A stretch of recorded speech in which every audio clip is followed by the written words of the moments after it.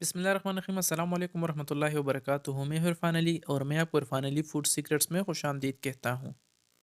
दोस्तों, अगर सहरी में आपके पास वक्त कम हो तो आप बग़ैर आटा गूंदे मज़ेदार पराठे बना सकते हो। क्योंकि आज मैं आपके लिए बग़ैर आटा गूंदे मज़ेदार पराठों की रेसिपी लाया हूँ, जो बनता भी इंतहाई आसानी के साथ है और बहुत जल्दी तैयार हो जाता है।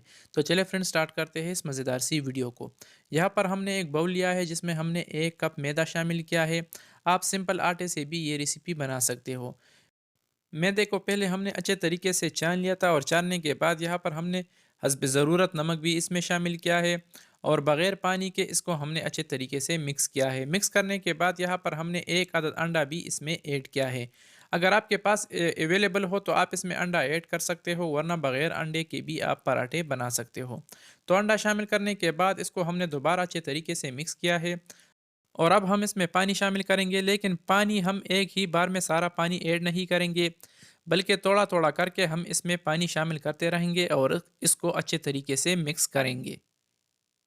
दोस्तों, आप यकीन मानें कि इस पराठों का जायका गूंदने वाले आटे के पराठों से ज़्यादा मज़ेदार होता है। तो इसलिए आप इस रेसिपी को घर में एक बार ज़रूर ट्राई करें। इंशाल्लाह इसका जायका आपको बहुत ज़्यादा पसंद आएगा। तो अल्हम्दुलिल्लाह हमारे पराठों का जो मिक्सचर है ये तैयार हो चुका है, रेडी है। तो यहाँ पर हमने तवे को चूल्हे पे रख दिया है और उसके ऊपर हमने घी शामिल किया है। आप पराठों को फ़ैन में भी बना सकते हो। तो तवे पर घी शामिल करने के बाद घी को हमने अच्छे तरीके से गर्म किया है और अब हम पराठों का जो मिक्सचर है ये हम तवे के ऊपर फैला देंगे हाथों की मदद से। हम हाथों की मदद से जब इसको फैलाएंगे तो उंगलियों के निशान इसके ऊपर बन जाएंगे। तो ये देखने में भी अच्छा लगता है और ये फ्राई भी इंतहाई आसानी के साथ हो जाता है।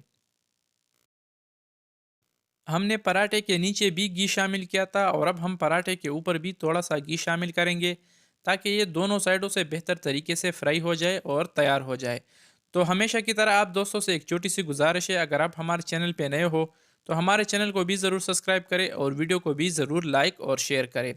तो अल्हम्दुलिल्लाह पराठे पराठे का जो एक साइड है ये फ्राई हो चुका है, तो अब हम इसका साइड भी चेंज करेंगे और दोनों साइडों से इसको फ्राई करेंगे मीडियम चूल्हे पे।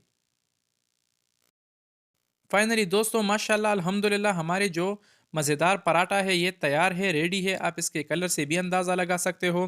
तो अब यहाँ पर हम चूल्हा बंद करेंगे और इसको नीचे उतारेंगे और इसका फाइनल लुक भी आपको दिखाएंगे। तो दोस्तों, कैसी लगी हमारी आज की आसान सी और मज़ेदार सी रेसिपी? उम्मीद करता हूँ आप दोस्तों ने हमेशा की तरह हमारी आज की आसान सी रेसिपी काफ़ी पसंद की होगी। अगर वीडियो पसंद आई है तो वीडियो को भी लाइक करें और शेयर करें और चैनल को तो ज़रूर सब्सक्राइब करें। तो फ्रेंड, मिलते हैं नेक्स्ट वीडियो में एक नई और आसान सी रेसिपी के साथ। तो तब तक के लिए अपने दोस्त, अपने भाई इरफान अली को दीजिए इजाज़त।